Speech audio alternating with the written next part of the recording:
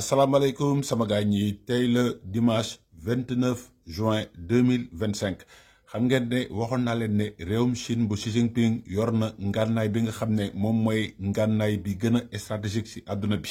maanaam moom mooy ngànnaay bi nga xam ne dalay may nga am avance bu rëy ci ñëpp ñi nga xam ne say concurrent direct lañ rawatina lii nga xam ne moom mooy réewum États-Unis ak réewum fédération de Russie. Chine nag gën naa baral lii nga xam ne moom mooy avance bii nga xam ne am na ko ci réewum États-Unis xam ngeen ne waxoon naa leen ci benn vidéo bi nga xam ne daanaka mooy vidéo bi nga xam ne moom ngeen ëpp li ngeen seetaan di wax ne la Chine détient l'arme la plus fatale pour les États-Unis muy les terres rares ndaxte moom moo ciy contrôler non seulement 80% yi waaye Chine it tamit moom moo ko raffiné mooy maanaam lépp li nga xam ne gànnaay kii boobu noonu la terres rares yi la moom moo ko téye à 80% mais terres rares yi xam ngeen ne dañ koy transformer mooy maanaam dañ koy raffiner ba mu nekk benn produit fini loolu tamit moom kese moom moo ko téye ba loolu da koo jox benn avantage bi nga xam ne jiitu na ay naataangoom ay mbir yu bëri di pay ati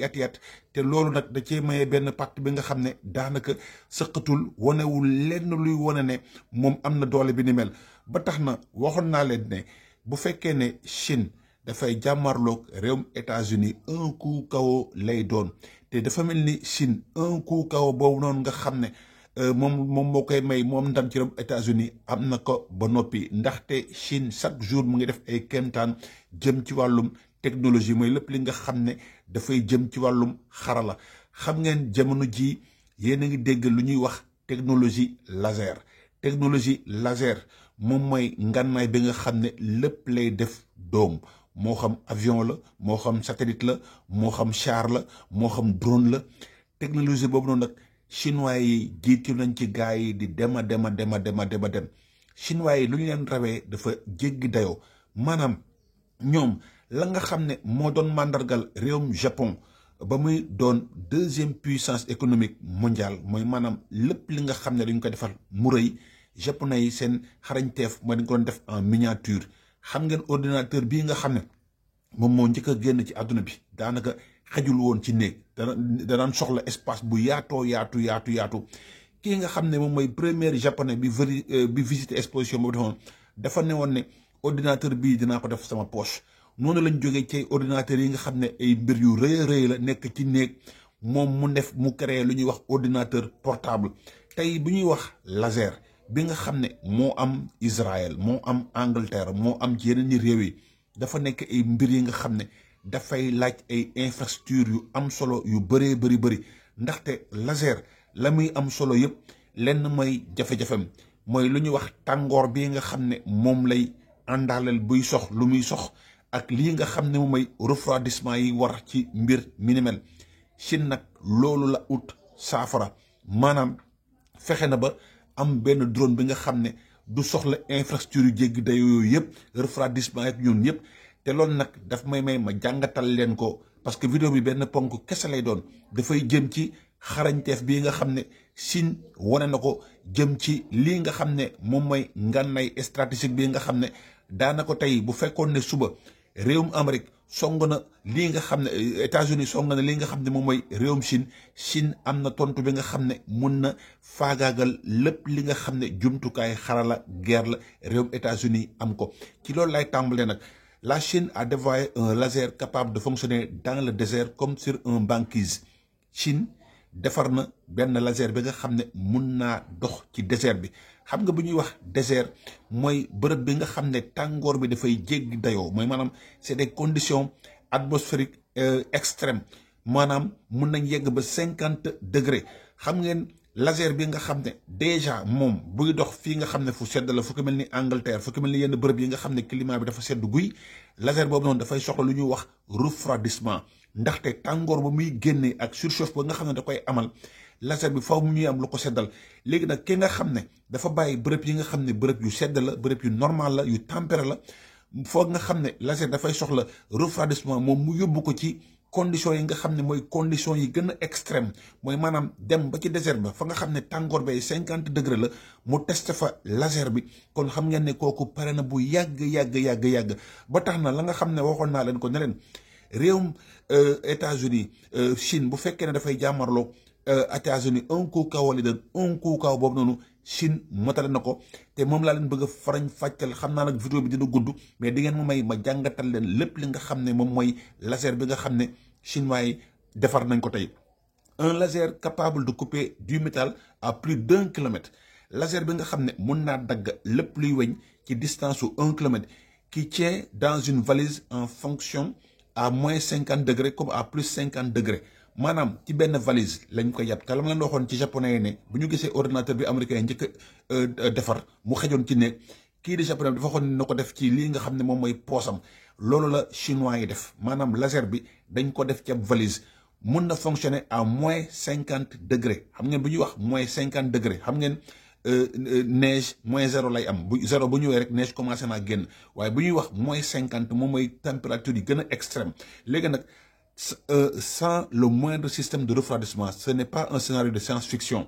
maanaam laser bii nga xam ne chinois yi defar nañ ko soxlawul refroidissement wax naa leen ko ba may tàmbali vidéo bi léegi nag ñu ne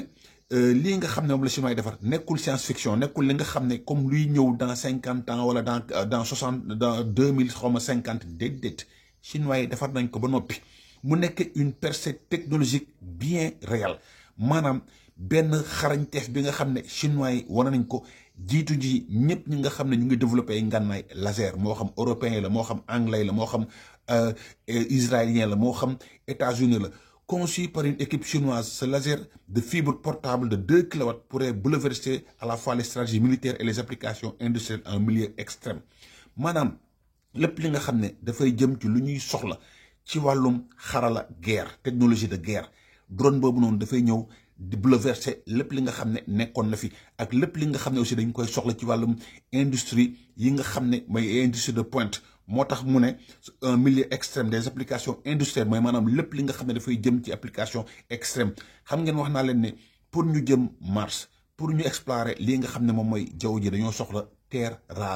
rare yooyu kese ñoo la mën a may nga mën a defal yenn xeetu avion yi ñoo la mën a may nga defar yenn xeetu technologie yi loolu yëpp chinois yi am nañ ko un laser capable de couper du métal à plus d'1 kilomètre qui tient dans une valise et fonctionne à moins 50 et moins 60 sans moindre système de refroidissement conçu par une équipe bi nga xam ne moom laa leen bëgg wax pourrait bouleverser à la fois les stratégies derrière cette innovation un objectif clair supprimer la dépendance aux lourdes infrastructures qui freinent aujourd'hui la mobilité des systèmes laser maanaam ñoom xarañteef bi nga xam ne lañ koo def bu njëkk ba pour nga defar laser dafay ànd ak dëkkuwaay dafay ànd ak ay bërëb loolu la ñuy wax lu muy àndal yëpp infrastructure bi mu nekk infrastructure bi nga xam ne bu diis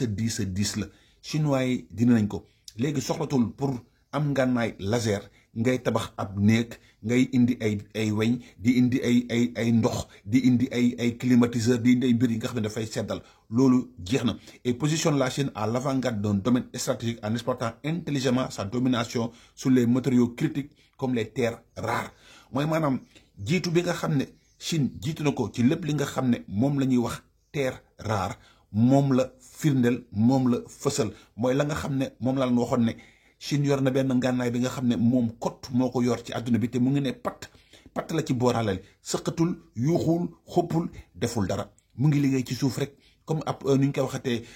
ñi nga xam ne ay hibernation la ñuy dugg mooy ñi nga xam ne bu ñu duggee ay mun nañ toog ay juróom-benn weer du ñu génn Chine noonu la nekk di def un laser qui ignore le climat les lasers de haute puissance dégagent énormément de chaleur laser yi nga xam ne moom la anglais yi defar moom la américain yi defar moom la européen yi defar tàngoor bu bëri lay génne c'est pourquoi ils nécessitent dans leur immense majorité des systèmes de refroidissement imposants souvent aussi volumineux maanaam le fait que ne laser yi nga xam ne moom la européens yi defar ak américains yi dafay indi tàngoor bu jéggi dayoo faw mu ànd ak benn mbir mi nga xam ne lu koy seddal li nga xam ne dafay rëy ndaxte ndox mu muy soxla day naan ndox mu bëri ak ay mbir yi nga xam ne moom moo koy war a seddal léegi nag loolu yëpp encore les transporter facilement de faire fonctionner dans des environnements extrêmes comme les zones polaires ou désertiques ou dans des sites industriels léegi imaginel bu fekkee ne dañoo guerre dafa am ci désert bi yow nga war a yóbbu jumtukaay xaral boobu noonu équipement yi ci war ndox mi ci war xam nga loolu mënut a nekk wala nga dem zone polaire yi nga xam ne climat bi dafay extrême xam nga loolu mënut a nekk kon chinois yi saafara nañ li ni mel maanaam léegi seen laser bi nga xam ne defar nañ ko soxlawul ngay yóbbu ndox mu bëree bëri soxlawul ngay yóbbu ay nit yu bëree bëri soxlawul ay jumtukaay yu bëree bëri yu rëy yu diis nga xam ne logistique bu métti lay doon. Ce que propose l'équipe dirigée par Chen Jianbao de l'Université nationale de technologie de la défense. xam ngeen Xi Jinping dafa ne ñëpp ñi nga xam ne dañuy defar oto léegi Chine nañ dem ci lépp li nga xam ne dafay jëm ci wàllum sécurité maanaam nañuy bàyyi développer infrastructure yi nga xam ne civil la pour nit yi jëm ci lépp li nga xam ne dafay jëm ci wàllum militaire. Équipe bii nga xam ne nag Chen Jianbao moom moo ko dirigé mu nekk ci Université nationale de technologie de Chine moom moo génne laser bi neen change la donne d'être totalement autonome sans unité de climatisation ni protection thermique qui fonctionne parfaitement. soxlawul sax lu ñuy wax protection thermique mooy maanaam li nga xam ne daf lay aar yow sa yaram xam nga laser dafa nekk li nga xam ne lu dangereux lay dagg weñ à 1 kilomètre xam ngeen ne loolu fu mu romb doomu aadama dafa des da koy seeyal ba mu ruy. Cela signifie que plus aucun environnement terrestre ne constitue de limite au déploiement de cette technologie. L'appareil est compact, mobile, résistant et peut être activé à quelques minutes là où d'autres systèmes nécessitent des heures de préparation. Laser yi nga xam ne moom la nasaraan si defar pour nga mën koo jëriñoo ay waxtu lay jël pour maanaam nga mën koo jëriñoo waaye bii nii mobile na mooy maanaam fu la neex yóbbu ko bu la neexee nga yóbbu ko ci désert bi bu la neexee nga yóbbu ko sa avion ba pare résistant na compact na ba pare soxlawul ay waxtu pour mën koo déployer. Une performance rendue possible par 3 innovations majeures ñoom nag dañoo sukkandiku si ñetti xarañteef technologique ci lañ sukkandiku pour mën a amal laser bi. Mais comment un tel exploit technologique est-il possible? La performance de ce laser repose sur 3 avancées majeures qui combinées permettent de contourner les contraintes thermiques qui brident habituellement les lasers de haute puissance. ñoom nag dañoo saafara benn jàngoro bi nga xam ne moom moo doon gàllankoor lii nga xam ne moom mooy laser yi mooy maanaam li tax ñuy soxla ndox mu bëri lii tax tàngoor bi di bëri lii tax ñuy soxla seddaay beeg yooyu yëpp ñoom ñetti mbir yooyu la ñuy saafara. La première innovation réside dans le système de pompage. L'équipe des chercheurs a conçu une architecture optique comprenant 27 diodes laser répartis en 9 en injection directe et 18 en injection inverse. maanaam ñoom la nga xam ne moom lañ defal dañoo créer ay diodes yi nga xam ne diodes optique yi nga xam ne ñoom ñu leen répartir mooy maanaam 9 yi nga xam ne injection directe lay doon mooy maanaam dafay yónnee mbir mi directement ak 18 yi nga xam ne dafay dem en sens inverse mooy maanaam 9 yi bu fekkee ne ci kanam lay dem 18 yi sens opposé lay dem. Cette disposition ingénieuse permet d'une répartition homogène de la lumière dans le fibre et qui limite considérablement l'apparition des zones de surchauffe. loolu moo tax ba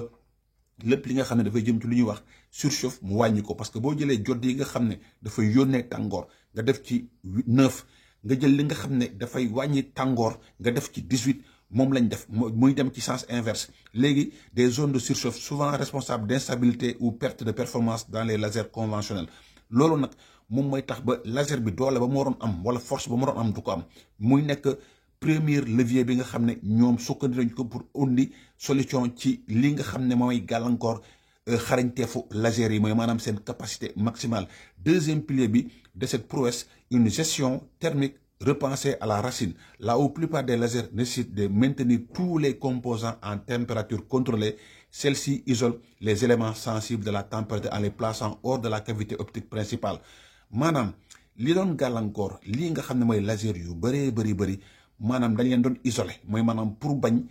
tàngoor bi nekk li nga xam ne doon une gestion thermique repensée à la racine. Les températures contrôlées, celles-ci isolent les éléments sensibles de la température en les plaçant hors de la cavité optimale principale. Cette séparation physique évite les dérèglements liés au gel ou à la surchauffe. ñoom dañoo isolé lépp li nga xam ne élément thermique la ba nga xam ne daal lii drone bi di liggéey du jeune élément yooyu noonu pour lépp li nga xam ne dafa jëm ci lu ñuy wax gel mooy maanaam nga glacé ko ba mu ëpp wala mu tàng ba mu ëpp et sans recourir à des systèmes actifs de refroidissement ou de chauffage. Résultat, une stabilité remarquable et même milieu externe. loolu moo indi stabilité bi nga xam ne laser bi war na koo am moo war a mën a dem ci lu ñuy wax environnement bu extrême comme désert comme wala pôle nord. Enfin, le cœur du laser est constitué d'une fibre optique dotée de l'ytterbium, un élément de la famille de la terre rare. li waral nag mbir moomu am mooy lu ñuy wax ci terre rare yi benn matière la bi nga xam ne mu ngi tudd ytterbium. Ytterbium bi nga xam ne moom mooy élément de la famille des terres rares. Ce matériau est prisé dans l'optique de puissance pour sa capacité à convertir efficacement l'énergie en lumière cohérente. lii nga xam ne mooy ITER biome moom moo nekk benn élément ci terres rares yooyu nga xam ne dafay convertir lii nga xam ne moom mooy la capacité de convertir courant bi mooy énergie bi en lumière cohérente mooy lumière bi nga xam ne dafay du tas benn yoon lay jaar mais aussi pour sa robustesse face aux variations de température maanaam bu fekkee ne température bi dafay tàng wala di sedd loolu moom dérangé wu ko moom fa mu nekkoon fa lay nekk et permet au système de rester performant quel que soit l'environnement. ITER biome bi nga xam ne mooy élément de la famille des terres rares boobu noonu moom mooy tax ba lumière bi du nekk li nga xam ne lumière bu tas lay doon ba pare du nangu moom supporté na lépp li nga xam ne dafa jëm ci lu ñuy wax variation de température. Grâce à cette combinaison de technologies le dispositif atteint à 20 degrés une puissance de 2,4 kilowatts loolu moo koy may moom benn puissance bi nga xam ne toll na ci 2,47 kilowatts avec un faisceau d'une qualité exceptionnelle et telle intensité permettant non seulement de détruire des drones de distance mais aussi de découper des métaux épais mooy maanaam li ñuy wax blindage métaux épais mooy lépp li nga xam dafa jëm ci blindage mbir mi da koy faagagal ci salaamaaleykum mu yàq ko. Donc chinois lii lañ def les applications militaires sont évidemment les premières concernées. Ce type de laser pourrait équiper des unités mobiles déployées dans des zones reculées hostiles. Laser bii nga xam ne chinois yi defar nañ ko mun na équiper lépp li nga xam ne ay zones militaires la des véhicules de défense anti-drone sans avoir besoin d'alimentation secondaire mooy maanaam chinois yi bu leen neexee mun nañ koo yàpp ci lépp li nga xam ne seeni équipement militaire la mobile des unités mobiles déployées des drones ou robots autonomes armés de lasers capables de tirer sans entretien thermique mun nañ ko yàpp seeni drone mun nañ ko yàpp seeni lépp li nga xam ne jumtukaay xarala guerre la par rapport au système existant comme LMA France IDD LS Inde qui nécessite d'énormes camions et une logistique lourde mooy li may wax sànq la nga xam ne moom laser yi nga xam ne moom la indiens yi européens yi américains yi defar loolu ci ay camions yu diis ay waxtu lay jël pour ñu démarrer ko ndaxte système de refroidissement bi ñoom ut nañ solution bi nga xam ne soxlawul loolu yëpp mais le secteur civil n'est pas en reste le laser pourrait transformer la soudure de précision en milieu industriel isolé ñu ne lii nga xam ne mooy laser boobu noonu aussi mën na indi saafara ci li nga wax secteur civil mooy plateforme offshore yi mooy soudure yi nga xam ne moom la ñuy def ci bateau yi ci géej gi ci à des profondeurs yu xaw a jéggi dayoo ba tax na daal ñu ne la soudure de précision en milieu industriel isolé plateforme offshore installation pétrolière la sécurisation d'infrastructures sensibles aéroport central raffinerie contre les attaques de drone lépp li nga xam ne industrie bu sensible la muy aéroport muy centrale de raffinerie contre les attaques de drone la maintenance des sites critiques où les températures extrêmes empêchent l'usage d'outils classiques lii mooy ngànnaay bi nga xam ne chinois yi defar nañ ko au-delà de la technologie rek cette innovation s'inscrit dans une stratégie bien plus large la domination chinoise sur les terres rares et notamment sur l'ITER biome jàpp leen baax li nga xam ne wax naa leen ko ITER biome la Chine contrôle plus de 80% de la production mondiale de terres rares wax naa leen ko ba may tàmbali vidéo bi 80% yi moom moo ko téye lii nag mooy dem ci lépp li nga xam ne pour les lasers les batteries les moteurs électriques ou encore les semi-conducteurs en maîtrisant à la fois les sources et les usages avancés Pékin se positionne comme un acteur incontournable de la guerre technologique mondiale maanaam Chine jiitu na réewum Amérique bu yàgg ne pat la Chine léegi ñu ne la guerre technologique mondiale cette maîtrise verticale des mines à l'innovation donne à la Chine un avantage stratégique difficile à contourner à court terme maanaam amul kenn ki nga xam ne mun nga wër ndomb li nga xam ne moom mooy réewum Chine ba tax na ñu ne la suite miniaturisation puissance déploiement global et les chercheurs ne se contentent pas de s'arrêter là cette innovation n'est qu'une étape dans un programme de développement bien plus ambitieux leur objectif repousser encore les limites de la puissance de la compacité de la robustesse ñoom nee nañ xaajaguñu bay pare maanaam lépp li nga xam ne yàlla may da leen ko ci xel ak ci xarañteef dinañ gën a pousser limites yi mooy maanaam ci lépp li nga xam ne doole la mooy lu ñuy wax puissance ci lépp lu ñuy wax compacité ci lépp lu ñuy wax dëgërlaay mooy xeere li ñuy wax Sénégal xeere ba wow koŋ d'abord ils envisagent de dépasser les 3 voire les 5 kilowatts ñoom nee nañ 3 bi nga xam ne ca lañ toll doy leen dañ ko bëgg a yóbbu 5 de puissance un tel seuil ouvre la voie à des applications encore plus destructrices ou industrielles capables de découper des matériaux ultra résistants ou de neutraliser des cibles de très longue distance maanaam loolu buñ ca yeggee maanaam amatul benn ngànnaay bi nga xam ne leen di résister gis ngeen lu ñuy wax ay char Abraham ak ay char Léopard doom la koy def laser bi doom la koy def mais la minière est également au cœur de leur priorité à terme de les recherches espèrent concevoir un laser suffisamment compact pour tenir dans un simple sac à dos ou embarqué à bord de drone ñoom fa ñu jëm mooy léegi def ko ci sac à dos wala ñu def ko ci lii nga xam ne moom mooy drone ñu embarqué ko ci drone bu ko defee des drones autonomes on passera alors d'un système portatif à une véritable arme ou utile intègre prêt à être déployé partout en quelques minutes simileeg saali rek ñoom seen drone bi bu ñu ko defaree ci drone ci sac à dos lépp li nga xam ne bëgg nañ ko mën nañ ko am. Enfin, le troisième axe d'amélioration est la résilience thermique. Le prototype actuel fonctionne entre moins 50 et plus 50 degrés. Manam la nga xamné réussir nañ ko moy laser bi nga xamné da fay dem de moins 50 à plus 50. Un exploit en soi. L'objectif est d'aller plus loin, atteindre des performances à moins 70 et plus 70. Kon gis ngeen ne chinois yi xaajagu ñu bay pare ñoom la ñu bëgg mooy dem ba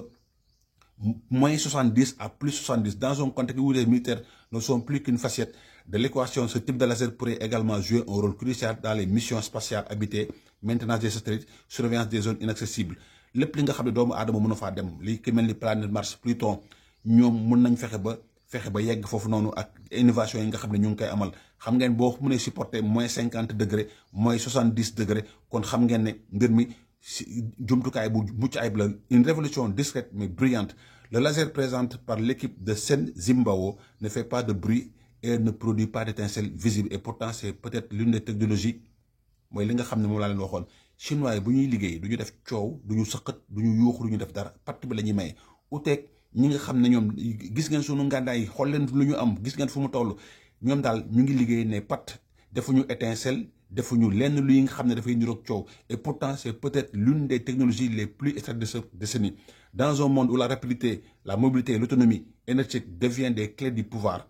adduna bi nga xam ne ca lañ nekk lii nga xam ne mooy rapidité mooy gaawantu lii nga xam ne moom mooy mobilité mooy déplacé wu ak lii nga xam ne mooy autonomie mooy maanaam nga moom sa bopp mooy énergétique devient les clés du pouvoir. Cette valise laser pourrait bien être le prototype d'une nouvelle génération d'armes ou d'outils industriels capables d'agir partout tout le temps et sans jamais surchauffer. lii la chinois yi liggéey lii la bëggoon indil kon la nga xam ne waxoon naa leen ne leen chinois yi yor nañ ñaari ngànnaay yi nga xam ne mën nañ faagagal réew mu Amérique saa ñu ko bëggee muy terres rares yi ak muy laser bi nga xam ne développé nañ ko. Seen xarit la woon Léon Baltasar le Caméléon di leen ñaanal kenn du lu jàmm ak salaam.